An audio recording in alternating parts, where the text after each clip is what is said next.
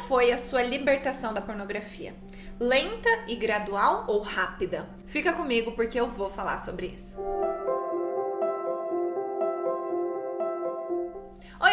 Oi, bem-vindos de volta ao meu canal, eu sou a Luana e essa é uma pergunta que realmente eu recebo das pessoas, elas perguntando: Luana, quanto tempo demorou? Como que é? Você foi parando aos poucos? Você parou de uma vez? E a resposta é: a partir do momento em que o Espírito Santo me convenceu que aquilo era pecado, que aquilo desagradava a Deus, eu tomei uma decisão. E a partir desse momento eu não acessei mais conteúdos pornográficos. O que acontece no meu processo, a partir do momento que eu tomei a decisão, eu me posicionei, a graça do Senhor, ela foi me fortalecendo para eu não recuar nenhum passo. E glória a Deus, eu não recuei nenhum passo, eu não tive nenhuma queda em relação à pornografia, em relação à masturbação, em relação até mesmo à fornicação. Porque no dia que o Espírito Santo me convenceu de que a minha área sexual estava desagradando e ofendendo ao Senhor, eu tomei uma decisão de todo o meu coração, que eu não iria mais ofender, desagradar ao Senhor através dessa área da minha vida. E aí eu tomei uma decisão que eu não iria mais cair nos pecados sexuais, seja da fornicação, seja da pornografia, da masturbação, das perversões, enfim. E o que aconteceu? Naquela época eu ainda não era casada, mas eu estava morando junto com o Geandro. Ou seja, nós estávamos numa situação de fornicação, sexo antes do casamento. E a gente morando juntos, eu falei: Senhor, como que eu vou falar isso agora pra ele? Porque eu tomei uma decisão mesmo que aquilo custasse o meu relacionamento. E eu falei: Senhor, trabalha o coração dele, se for pra ser, vai ser, se não for, eu confio em ti. Sabe aquele confiando assim, convicto, mas ainda com aquele friozinho na barriga?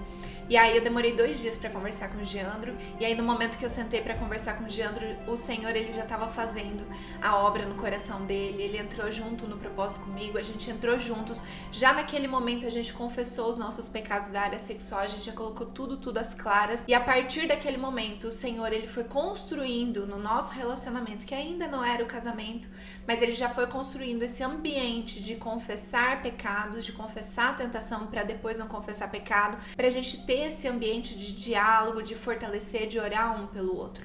E demorou em torno de 11 meses e pouquinho até a gente casar. Mesmo a gente morando juntos, dormindo na mesma cama todos os dias, a gente não caiu nenhuma vez no pecado da fornicação. A gente não cedeu, a gente não caiu, a gente tava ali pedindo pro Senhor, e é lindo como o Senhor, ele vai fortalecendo, ele vai com a graça dele fortalecendo, trazendo essa convicção e ajudando a gente nesse processo. E durante esses 11 meses e pouquinho, o Senhor, ele honrou o nosso posicionamento, nos dando força, graça, e foi lindo, porque depois, quando a gente casou, a gente estava em um outro ambiente espiritual, e o Senhor, ele tem nos honrado no nosso casamento em relação a esse posicionamento que a gente tomou de não desagradar ao Senhor. E voltando lá para o dia da decisão, eu tomei uma decisão de que eu não iria mais cair. E a partir daquele momento, eu não acessei mais. Só que eu entrei, então, no processo de restauração. O que as pessoas muitas vezes confundem é o tomar a decisão, se posicionar para não desagradar mais o Senhor, com o processo de restauração. Você precisa, sim, se posicionar de maneira radical no Senhor. Você precisa dar um basta naquilo e falar: Senhor, agora é contigo, me ajuda, eu sou fraca, eu sou pecadora, eu sou falha, até agora eu não consegui, tentei com a minha força, agora eu dependo do Senhor. E é nesse momento de total dependência, de não, sabe, que você destruiu os teus barquinhos, que todas as pontes que te davam acesso para o pecado foram destruídas.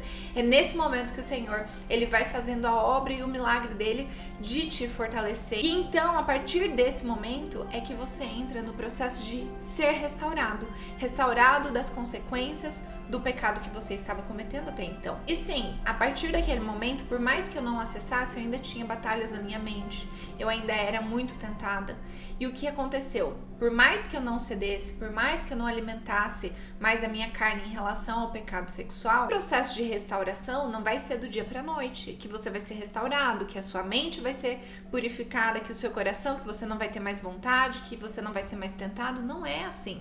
É um processo, e esse processo, ele vai te capacitar tanto a você lidar com você mesmo, assim como também você lidar com as tentações. E esse processo vai renovando a sua mente, vai te transformando mais ainda é semelhante a Cristo e vai te conduzindo a um caminho de vitória em Cristo, porque Cristo já nos deu a vitória, a gente precisa chegar até ela através do processo que o Espírito Santo vai nos conduzindo nessa vida de vencer pecado, de vencer tentação, de arrependimento, de confissão. Então é totalmente diferente a questão de você se posicionar. Sim, você precisa se posicionar mesmo, mas o processo de restauração, que é a limpeza que acontece na sua mente, no seu coração, ele é gradual e existe um propósito em ele ser gradual, porque te capacita para você aprender a lidar com a tentação, com você mesmo, assim como também você se posicionar ainda mais profundo em Cristo. Então sim, seja radical na decisão de não mais pecar contra o Senhor, de não ofender mais Ele, mas tenha paciência no processo que você vai ser conduzido, de ser restaurado por aquilo que veio através do pecado. Até porque esse é um princípio, aquilo que a gente planta é o que a gente vai colher. E você plantou até agora no solo de moralidade sexual, então você ainda vai colher os frutos dessa plantação na sua mente, no seu corpo. Só que a partir do momento que você se posiciona e para de fazer essa semeadura, de você lançar as suas sementes nesse solo de moralidade sexual, vai parando de dar frutos nesse tipo de solo de moralidade sexual. E aí sim você vai poder desfrutar, né, da boa, perfeita e agradável vontade de Deus nessa área sexual também, tá bom? Muito obrigada por ter ficado até aqui e eu estarei te esperando no próximo vídeo. Até mais!